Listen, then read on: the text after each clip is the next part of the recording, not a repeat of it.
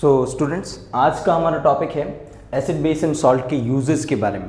अब बात आती है कि यूजेस थोड़ा बहुत अपन आइडिया ले चुके हैं यूजेस के बारे में, एसिड के बारे में और सॉल्ट के बारे में, बट हमने जो डिस्कस किया था इससे पहले वो हमने डिस्कस किया था प्रॉपर्टीज़ के ऊपर, डिटेल डिस्कस किया था प्रॉपर्टीज़ और एग्जांपल के अंदर एसिड और बेसिस के और सॉल्ट के। आज हम इनके डिटेल यूजेस पढ़ने वाले हैं, इनके कुछ जो मेन अपन जो एसिड्स हैं वो अपन कवर करने वाले हैं कि उनके अंदर उनके क्या क्या यूजेस रहते हैं, और उससे हम समझेंगे कि वास्तव में कितना ज़रूरी है इनको अपन को डिटेल में स्टडी करना। तो एसिड है, एसिड के अंदर अपन दो कैटेगरीज डाल देते हैं। पिछले वीडियो में मैंने आपको बताया था कि आज हम कैटेगरी करने वाले हैं, इसकी कैटेगराइज करने वाले हैं। तो कैटेगराइज के अंदर हम दो कैटेगरीज डाल देते हैं, ऑर्गेनिक एसिड्स और मिनरल एसिड्स।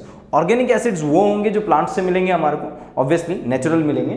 मिनरल एसिड जो हैं वो भी आपको डायरेक्टली मिलेंगे, बट मिनरल एसिड्स आपके जो होंगे वो आप लेबोरेटरीज में क्या कर सकते हैं, परफॉर्म बना सकते हैं या फॉर्म कर सकते हैं। नाउ केस क्या आएगा, H2SO4, HCl और HNO3 की बात करते हैं अपन, ठीक है। तो ये आपके मिनरल एसिड्स में चले जाते हैं। ऑर्गेनिक एसिड्स की बात करें तो citric acid, tartaric acid, acetic acid and lactic acid, ये आपके किस में चले जाते हैं, ऑर्गेनिक एसिड्स में चले जाते हैं। नाउ मिनरल एसिड्स के ऊपर अपन बात कर लेते हैं किस किस जगह पर ये अपने ज़्यादातर यूज में आते हैं। तो मिनरल एसिड्स हमारे जो यूज में आएंगे मेडिसिन में, पेंट्स में और फर्टिलाइजर्स में।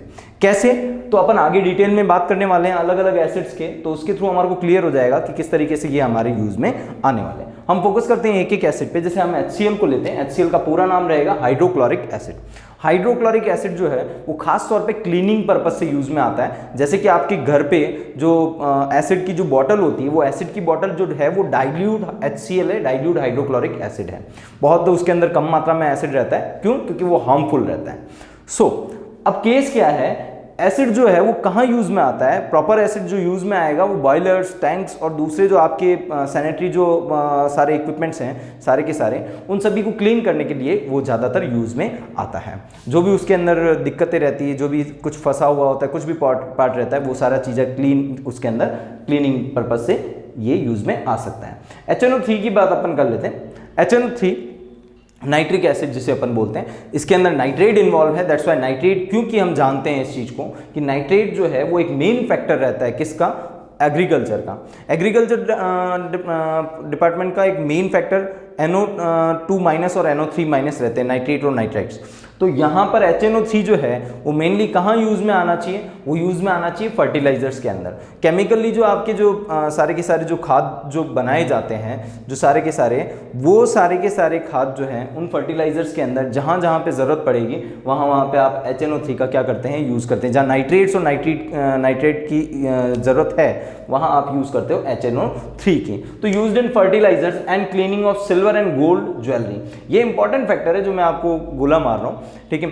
सिल्वर एंड गोल्ड ज्वेलरी की क्लीनिंग के अंदर, क्योंकि देखिए सिल्वर और गोल्ड की जो ज्वेलरी है उसको पर्टिकुलर सिंगल एसिड जो है वो कोई भी क्या नहीं कर सकता, क्लीन नहीं कर सकता। सफाई करने के लिए उसके अंदर जो एक टाइप का एसिड यूज करने से कुछ नहीं होता। एग्जैक्टली जो है HNO3 का सिंगल पार्ट और 3 पार्ट्स ऑफ HCl आपको मिक्स करना होता है। मिक्स करने के बाद उससे आप क्या कीजिए, सिल्वर और गोल्ड को क्या कीजिए, क्लीनिंग करिए। तो वो क्लीनिंग करने से वो साफ भी हो जाता है, और अगर उसकी ज़्यादा मात्रा ली जाए या उसका कंसंट्रेशन ज़्यादा लिया जाए तो वो उसे क्या कर सकता है, गला भी सकता है। इस लिक्विड को, HCl और HNO3 के मिक्सचर को, 1:3 के मिक्सचर को आप कहते हैं एक्वा रेजिया। इसे आप क्या नाम देंगे, एक्वा रेजिया। नाउ ये आपके क्वेश्चन कई बार पूछा गया है, तो आप 10th बोर्ड के अंदर खासतौर पे इस चीज़ पे ध्यान रखें, और इसका रेशो खासतौर पे ये आप ध्यान रखिएगा, HNO3 एंड HCl। HNO3 आपको ये याद रखना है कि HNO3 कम यूज में लिया जाता है, HCl जो होता है वो ज़्यादा पार्ट उसके अंदर यूज में। तो 75% जो है वो HCl आप मिक्स कीजिए और 25% HNO3 मिक्स कीजिए, और उसके थ्रू जो सॉल्यूशन बन रहा है वो एक्जैक्टली आपका क्या कहलाएगा, एक्वा रेजिया कहलाएगा। ना आगे बात करते हैं H2SO4 की। H2SO4 नाम सुना है, सल्फ्यूरिक एसिड। सल्फ्यूरिक एसिड जो यूज में आता है, नॉर्मली एसिड जो है उसका हम यूज देखते हैं कार बैटरीज के अंदर, ठीक है, जो अदर जो दूसरी बैटरीज हैं उनके अंदर एसिड्स का अपन यूज देखते हैं। तो उसके अंदर कंडीशन क्या है कि सेल, कार बैटरीज और इंडस्ट्रीज के अंदर हमारे पास क्या आता है, यूज में आता है क्या, H2SO4। So known as king of acids. सारे एसिड के अंदर सबसे ज्यादा प्रायोरिटी आप देते हो किसको, H2SO4 को। उसका एक रीजन है, इंडस्ट्री के अंदर H2SO4 जो है इन सभी मिनरल एसिड से सबसे ज्यादा यूज में आने वाला एसिड है। और आप एक बात मानेंगे, आप एक बात पे गौर कीजिएगा, आपकी इंडस्ट्रियल पार्ट जो है वो इंडस्ट्रियल पार्ट कितना डेवलप हो रहा है या नहीं हो रहा है, वो किसके ऊपर डिपेंडेंसी रखता है, वो किससे चेक किया जाता है, वो चेक किया जाता है मैन्युफैक्चरिंग ऑफ H2SO4, कि H2SO4 आपकी कंट्री में कितना कंज्यूम हो रहा है, उसके बेसिस पे बताया जाता है कि ये जो कंट्री है वो कितनी डेवलप हो रही है या कितनी डेवलप नहीं हो रही है। क्योंकि H2SO4 का जितना ज्यादा कंजप्शन होगा उतना ही आपकी इंडस्ट्रीज जो है वो क्या कर रही है, ग्रो कर रही है, इंडस्ट्रीज जो है वो रनिंग में है। तो वही बेस है कि रेट ऑफ इंडस्ट्रियल डेवलपमेंट जो है वो मेजर किया जाता है किसके थ्रू, H2SO4 के थ्रू। और किंग ऑफ एसिड आपको पूछ लिया जाए कि एसिड्स, किंग ऑफ एसिड्स जो है वो कौन सा है, तो आप ये याद रखिएगा H2SO4 रहेगा। क्योंकि पीएच में HCl जो होता है वो उसका पीएच रहता है 0, तो उस बेसिस पे जनरली जो लोग जो हैं वो आंसर देते हैं कि किंग्स ऑफ एसिड्स किसको मान लिया जाए, HCl को मान लिया जाए। पर ये धारणा आपकी जो है वो क्या है, पूरी तरह से गलत। ये डिपेंडेंसी किसके ऊपर है, इंडस्ट्रियल डेवलपमेंट की बेसिस पे दी गई है। तो ये आप ध्यान रखिएगा ये उपाधि का।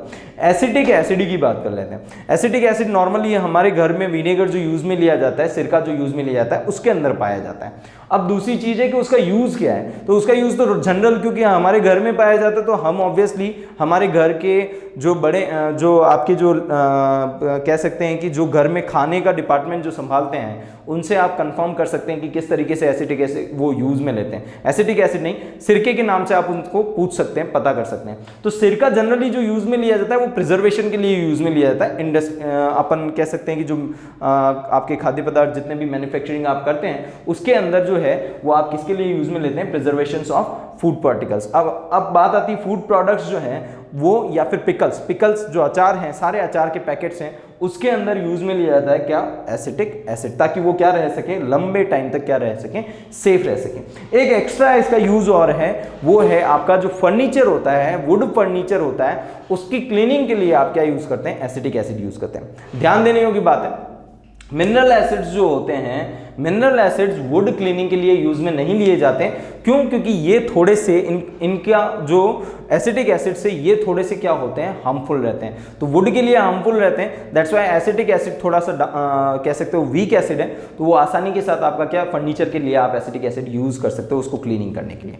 तो हमने यहाँ पे कुछ एसिड्स के बारे में पढ़ा, HCl, HNO3, H2SO4 और CH3COOH। तो आपको इनके फॉर्मूले, इनके यूजेस अलग से मैंने दे दिए हैं, तो आप एक काम करिएगा, इनको नोट्स वाइज आप उतार लीजिएगा, वीडियो पॉज करके, और पॉज करके उतार के इनके 2-2, 3-3 जो भी यूजेस हैं वो आपको क्या करने हैं, लर्न करने हैं। कारण बता देता हूं, क्योंकि इनको डायरेक्टली भी पूछा जा सकता है कि मिनरल एसिड्स के यूजेस बताइए।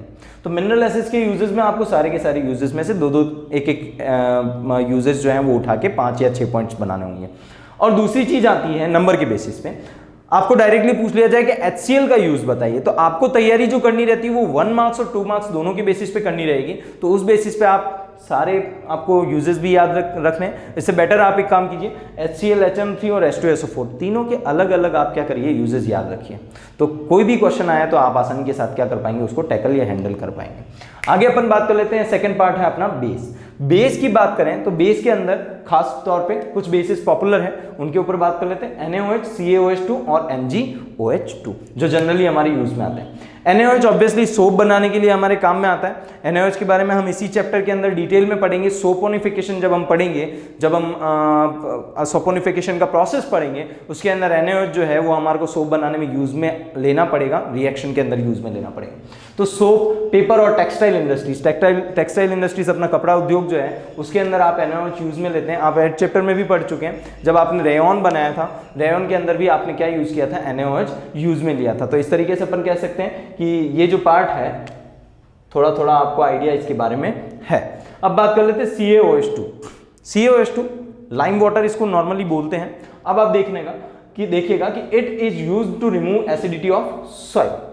ध्यान दीजिएगा, सॉइल की बात करें, सॉइल के पीएच की बात करें, इससे आगे जाके डिटेल में हम सॉइल के पीएच के बारे में बात करने वाले हैं। जो सॉइल होती है, गार्डन की सॉइल या खेतों की सॉइल होती है, उसके अंदर कुछ कंडीशंस होती है। उसके अंदर क्या होता है कि जब आप पानी उसके अंदर आप इरिगेशन जब करते हैं उसके अंदर, तो इरिगेशन करने से पहले या इरिगेशन करने के बाद जो भी कंडीशंस होती है, सॉइल का भी अपना एक पर्टिकुलर पीएच रहता है। वो पीएच जो वेरी करता है, वो पीएच वेरी करता है, या हो सकता है 7 से थोड़ा डाउन, या हो सकता है 7 से थोड़ा सा अप। 7 से डाउन जाएगा तो ऑब्वियसली उसको क्या कहेंगे, एसिडिक सॉइल कहेंगे। 7 से अप जाएगा तो उसको बेसिक सॉइल कहेंगे। एग्जैक्टली जो है आपकी सारी गार्डनिंग जो है वो सक्सेस हो, तो उसके लिए ज़रूरी हो जाता है कि सॉइल का जो पीएच रहे वो 7 के आसपास रहे, 7 के लगभग आसपास रहे। कोशिश ये हो कि जो सॉइल का पीएच रहे वो न्यूट्रल रहे। तो कंडीशन क्या होती है, अगर एसिडिक है आपकी सॉइल, ठीक है, तो एसिडिक सॉइल है तो उसके अंदर आपको कुछ बेस जो है वो इन्वॉल्व करना पड़ेगा, बेस डालना पड़ेगा, ताकि वो उसको थोड़ा बहुत न्यूट्रल कर दे और उसका एसिडिक इफेक्ट कम कर दे। तो अब मान लीजिए कि एसिडिक सॉइल है, मेरे खेत में एसिडिक सॉइल है। अब एसिडिक सॉइल को कम करने के लिए, एसिडिक सॉइल को न्यूट्रल करने के लिए मुझे किसी बेस की ज़रूरत है। तो बेस के अंदर मैं किसी भी बेस को यूज़ करूँ ये पॉसिबल नहीं है। उसके लिए हम यूज़ करते हैं किसको, CaOH2, क्योंकि वही सूटेबल रहता है सॉइल के साथ, ठीक है। तो CaOH2 आप यूज़ करते हैं किसके साथ, एसिडिक सॉइल के साथ, तो वो उसकी एसिडिटी को क्या कर देता है, कम कर देता है। ये आप यूज़ हमेशा ध्यान में रखिएगा, इंपॉर्टेंट यूज़ मान लीजिए इसको, आगे भी यूज़ में आ सकता है। It is a component of lime and insecticide. Lime CaO, चूना, जैसे हम हिंदी में नॉर्मली बोलते हैं, तो चूने का एक पार्ट है ऑब्वियसली, ठीक है, चूने का ही एक ये कह सकते हैं हम कि कंपोनेंट है ये। और इंसेक्टिसाइड का मतलब ये हो जाता है जो सारे इंसेक्ट्स हैं, इंसेक्ट्स को मारने के लिए जो दवाइयाँ कह सकते हो स्प्रेज जो बनते हैं, उन स्प्रेज का भी एक कंपोनेंट रहता है CaOH2। तो ये एक बेस है CaOH2, ऑब्वियसली OH लग रहा है। और कैल्शियम हाइड्रोक्साइड्स जो है उनके दो यूज हमने पढ़े, सॉरी।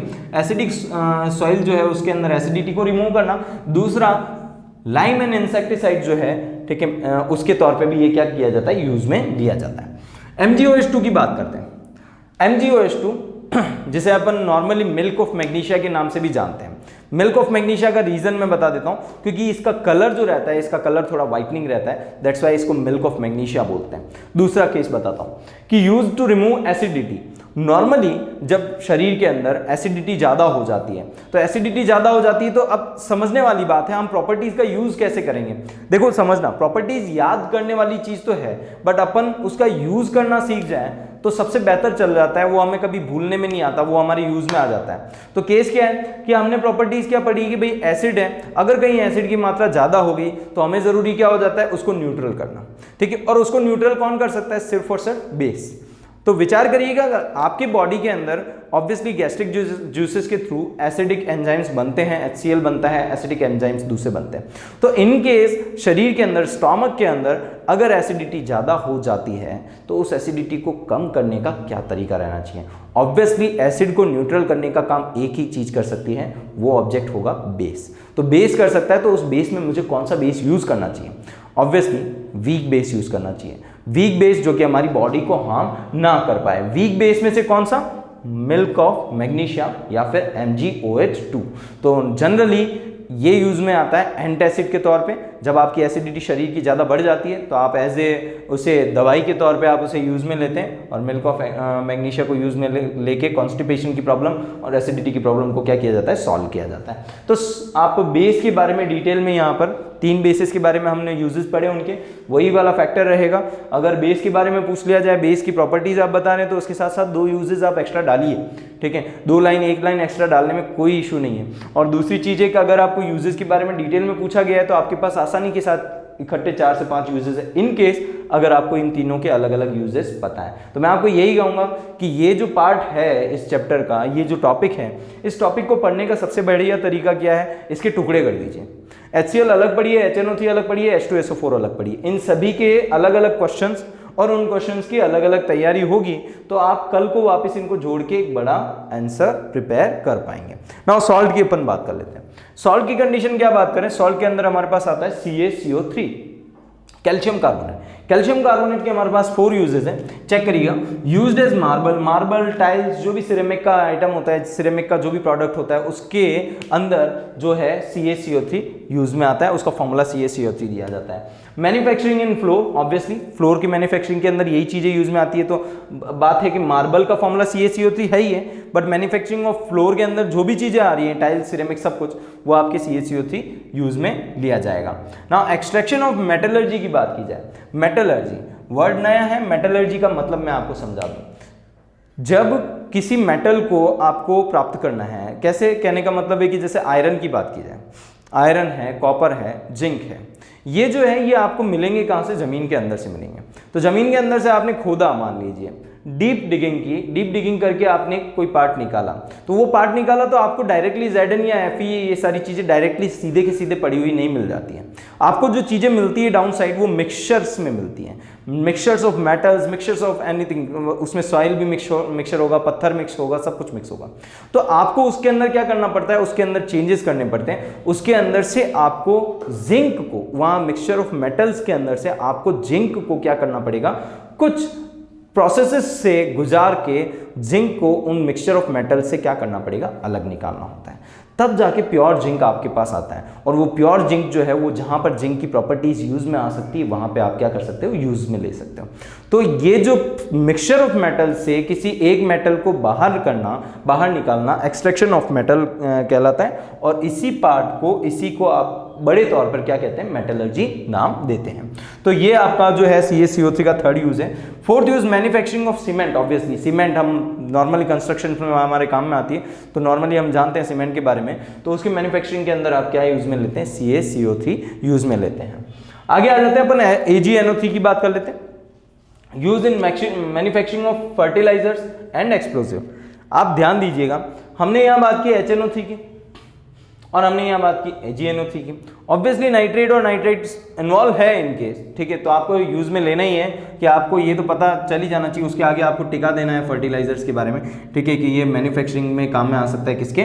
फर्टिलाइजर्स के मैन्युफैक्चरिंग। सिल्वर नाइट्रेट ऑब्वियसली, ठीक है, किसके अंदर? एक्सप्लोसिव बनाने के लिए भी यूज में आता है। एक्सप्लोसिव्स का मतलब बम, पटाखे जो भी है ये, ठीक है, उसके अंदर भी आप क्या यूज करते हैं? सिल्वर नाइट्रेट को यूज में लेते हैं। एलम की बात कर लेते हैं। एलम, पोटाश एलम, जिसे जनरली हम नाम से जानते हैं फिटकरी के। अब फिटकरी जो है वो क्या यूज में आती है, ये मुझे एक्सप्लेन करने की ज़रूरत कम है, क्योंकि नॉर्मली जिन्हें नहीं पता मैं बता देता हूँ कि जो वाटर है, वाटर के अंदर हार्डनेस रहती है, बहुत सारी इम्प्योरिटीज़ रहती है। तो इम्प्योरिटीज़ जो है, वाटर की हार्डनेस है, उसको इम्प्रूव करने के लिए आप फिटकरी का यूज़ करते हैं। उसके अंदर जो प्रॉब्लम्स होती है वो सारी की सारी नीचे बैठ जाती है इनकेस फिटकरी उसके अंदर डाला जाए। तो एग्जैक्टली वो जो यूज़ में आ रहा है वो किस में यूज़ में आ रहा है? Purification of water. तो प्यूरिफिकेशन ऑफ वाटर के अंदर आपके फिटकरी यूज में आएगा। फिटकरी का फॉर्मूला है वो 3 टुकड़ों में आप याद कीजिएगा अगर आपको याद नहीं हो रहा है, ठीक है। Potassium sulphate, aluminium sulphate, then 24H2, ठीक है। तो एल्यूमिनियम सल्फेट का फॉर्मूला अगर आपके पास है, पोटेशियम सल्फेट का फॉर्मूला है, तो आप इन तीनों को ऐड करके और आप क्या कर सकते हो? फिटकरी का फॉर्मूला बना सकते हैं। तो ये जो है आपके पास इन सभी के यूजेस हमने देखे हैं। सॉल्ट के अंदर हमने तीन टॉपिक पढ़े, बेस के अंदर हमने 3 टॉपिक पढ़े और एसिड के अंदर हमने 3 + 1 4 टॉपिक्स हमने पढ़े। तो एग्जैक्टली बड़े तौर पे कहूँ तो 4 + 3 + 3 आपको 10 टॉपिक्स के अलग अलग दो यूजेस आपको तैयार करने हैं, ताकि आप एसिड्स के डायरेक्टली यूजेस आपके पास रहें, बेस के अलग यूजेस आपके पास रहें और किसके? सॉल्ट के भी अलग यूजेस आपके पास रहें, तभी जाके आप इसके अंदर मार्क्स अच्छे ले के आ पाएंगे। तो अभी के लिए ये टॉपिक हमारा कवर होता है। Thank you.